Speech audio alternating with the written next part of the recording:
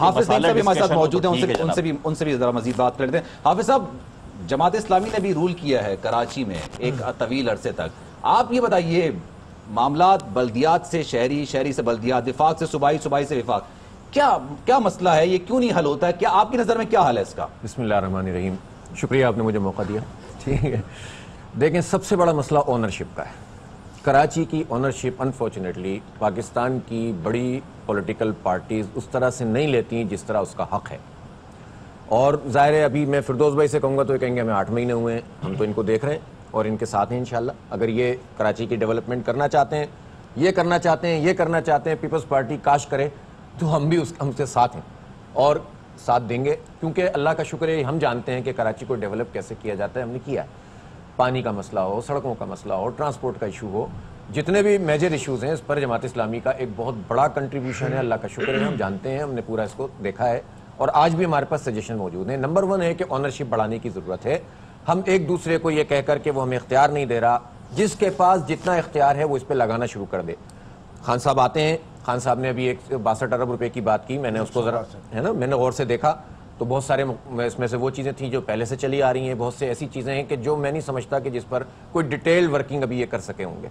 میرا خیال ہے کہ اس طرح صرف چونکہ وہ آئے ہیں اور ایک رات رہے ہیں یا ایک دن رہے ہیں اور اعلان نہیں، ڈیٹیل ورکنگ چاہیے اور ورکنگ کے اوپر پورا جو ہے وہ ایک بلیو پرنٹ چاہیے جس کے نتیجے میں ہم آگے بڑھ سکیں۔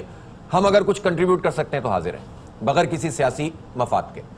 دوسری بات یہ ہے کہ دوسرا مسئلہ ہے سسٹم کا، اور میں اتفاق کرتا ہوں دونوں بھائیوں سے کہ یہاں پر جو سسٹم صوبائی حکومت نے اپنے ہاتھ میں لیا ہوا یہ درست نہیں ہے۔ کراچی کو شہری حکومت ہونا چاہیے، بلدیاتی ادارہ نہیں ہونا چاہیے، شہری حکومت ہونی چاہیے۔ جب یہ شہری حکومت کے طور پر کام کر رہا تھا اس نے کراچی میں ڈیولپمنٹ کی تھی۔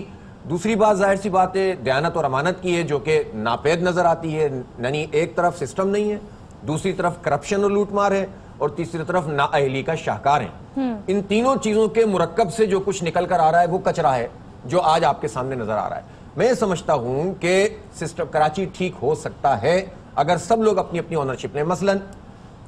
ایک بات تو فردوس بھائی سے بھی میں کہوں گا کہ الیکٹرک کا تعلق تو اب کسی صوبائی حکومت سے نہیں ہے، صوبائی حکومت سے اتنا ہے کہ وہ اس کو سپورٹ کرتے ہیں ہمیشہ کہ الیکٹرک کو عوام کے مقابلے میں۔ اس کے عارف نقوی صاحب ابھی گرفتار ہوئے ہیں، وہ تو کسی اور کیس میں گرفتار ہوئے ہیں، گرفتار تو انہیں ہونا چاہیے تھا کراچی کے عوام کے کھربوں روپے کھانے پر، لیکن وہ تو وزیر اعظم کی اقتصادی امور کی کمیٹی کے ایک بہترین مشیر کے طور پر شریک ہوتے ہیں۔ ایک ایک چیز ہم قوم کے سامنے لا چکے ہیں کہ کس طرح کے الیکٹرک نے ہمیں لوٹا ہے، کس طرح انہوں نے جو ہے وہ ایڈوانسمنٹ نہیں کی، کس طرح انہوں نے اپنے معاہدے کی خلاف ورزی کی اور پاور جنریشن نہیں کی، کس طرح انہوں نے لائن لاسز کو کنٹرول نہیں کیا، کس طرح یہ لوڈ شیڈنگ کر رہے ہیں، یہ فرنس آئل کے پلانٹ نہیں چلاتے اپنے وعدے کے مطابق، یہ گیس کی بات کرتے رہتے ہیں، ساری لوٹ مار، اوور بلنگ، ملازمین کو نکال دیا، ان کے 15 پیسے فی یونٹ چارج کرتے ہیں، کھربوں روپے بنتے ہیں، یہ کراچی کے عوام کے پیسے ہیں، ان کا لوٹنے والا آپ کے اقتصادی کمیٹی کا مشیر بنتا ہے، آپ کرپشن کے خلاف تحریک کیسے چلائیں گے؟ اس کا جواب بھی ہم فردوس صاحب سے لے لیں۔ میں نے ایک مثال دی ہے، تو سب کو کراچی کو آن کرنا ہوگا۔ بجلی کا مسئلہ بھی ہمارا مسئلہ ہے،